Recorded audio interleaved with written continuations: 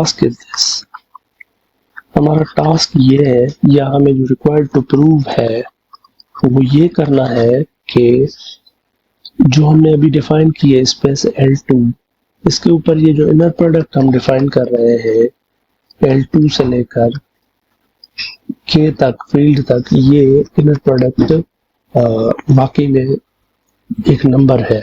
यानी ये जो इनर प्रोडक्ट एक्स वाई की आप डिफाइन कर रहे हैं n is equal to 1 to infinity x n y n का conjugate, we have to show that this is a number, and in order to show this is a number we have to show this is a number। और ये कब number होगा? जब ये series converge करे। तो मुझे ये शो करना पड़ेगा कि ये सीरीज कन्वर्ज करती है। और फिर हम यहाँ पर जो टूल में इस्तेमाल करूंगा, या टूल कह दें या रेफरेंस कह दें, वो रेफरेंस ये होगा कि कॉम्प्लेक्स नंबर्स के अंदर एवरी एब्सोल्युटली समेबल या एवरी एब्सोल्यूट कन्वर्जेंट सीरीज जो है वो कन्वर्जेंट होती है। यानी जो एब्सोल्यूट कन्वर्जेंट है वो कन्वर्जेंट होती है। This is the fact.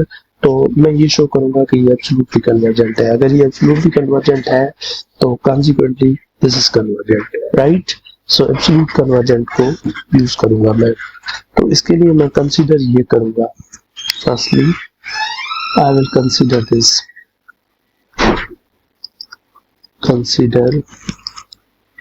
This quantity first, and instead of taking n is equal to 1 to infinity, let's fix some capital N। किसी एक नंबर तक फिलहाल मैं ये डिफाइन करने लगा हूँ xn, sorry inner product xn yn, इस तरीके से ये चीज।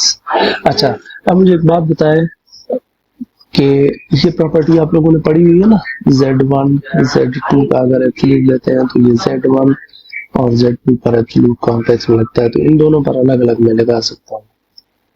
तो I can take this xn का absolute and then yn conjugate का एब्सोल्यूट। लेकिन फिर आपके पास ये भी इंटरेस्टिंग प्रॉपर्टी है कि कॉन्जुगेट का मॉड और z का मॉड ये दोनों एक ही बात है। So I can take this and say n is equal to 1 to capital N, where n is some fixed n, right? So this xn and then this y sub n, right? अच्छा, यहाँ पर ये 1 से लेकर n तक जा रहा है।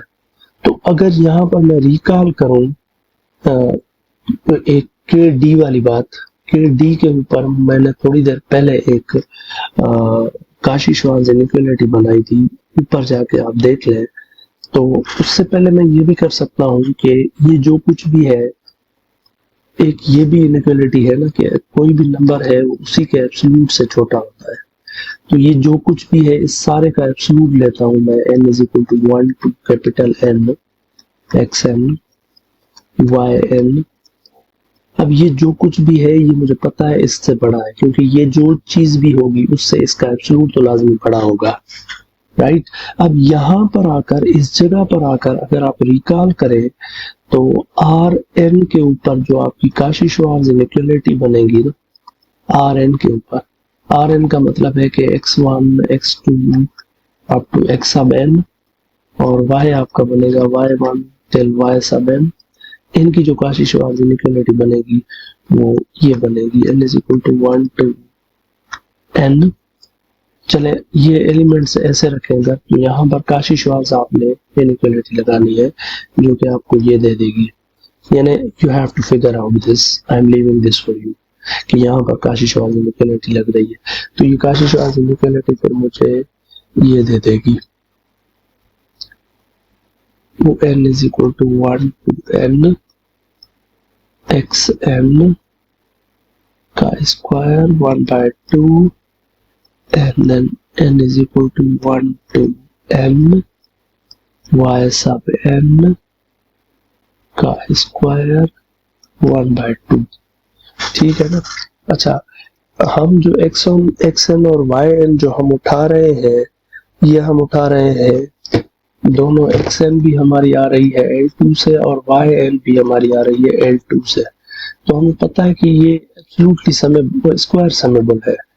तो स्क्वायर समेबल का मतलब है कि ये वाली चीज जो है 1 to infinity ये फाइनाइट है, ठीक है ना। तो अब यहाँ पर सम एक नंबर तक जा रहा है, लेकिन इस नंबर के बजाय मैं इन्फिनिटी तक ले जाऊंगा तो ये ओवरऑल क्वांटिटी बढ़ जाएगी। So I can write this instead of capital N, मैं इसको अगर इन्फिनिटी तक ले जाऊं तो ये बन जाएगा 1 to infinity x sub n squared 1/2 n is equal to 1 to n y sub n square 1/2। अब ये मेरा जो है ये नॉर्म बन जाएगा सॉर्ट ऑफ क्या कहते हैं अपना एक्स एन का, या एक्स का नॉर्म बन जाएगा 2 और ये y का नॉर्म बन जाएगा 2 सॉर्ट ऑफ। और मुझे पता है कि ये दोनों फाइनाइट है क्योंकि ये स्क्वायर समेबल थे।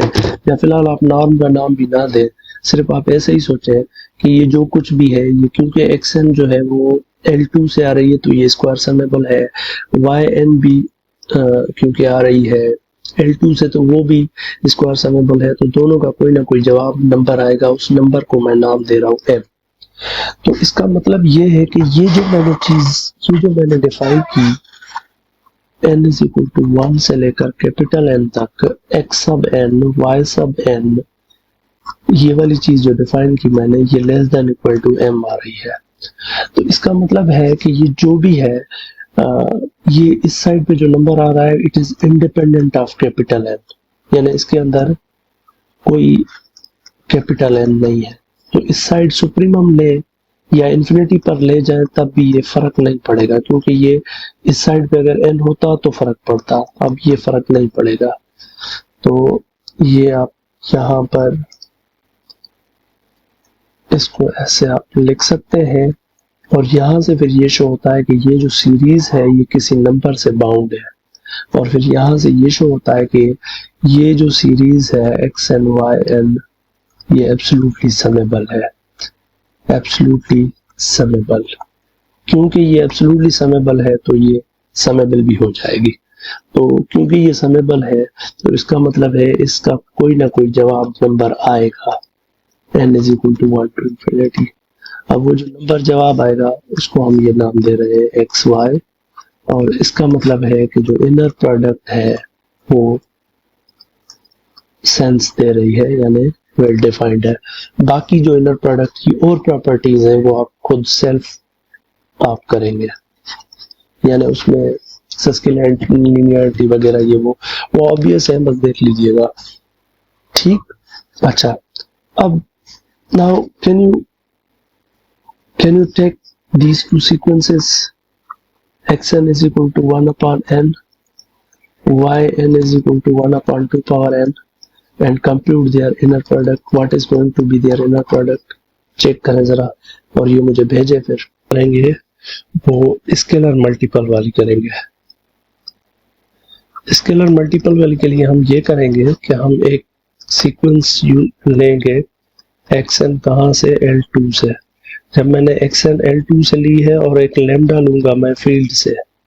अच्छा, ये जो xn सीक्वेंस मैंने ली है इसके लिए मुझे पता है कि ये वाली चीज जो है n is equal to, बस ये चले ठीक है।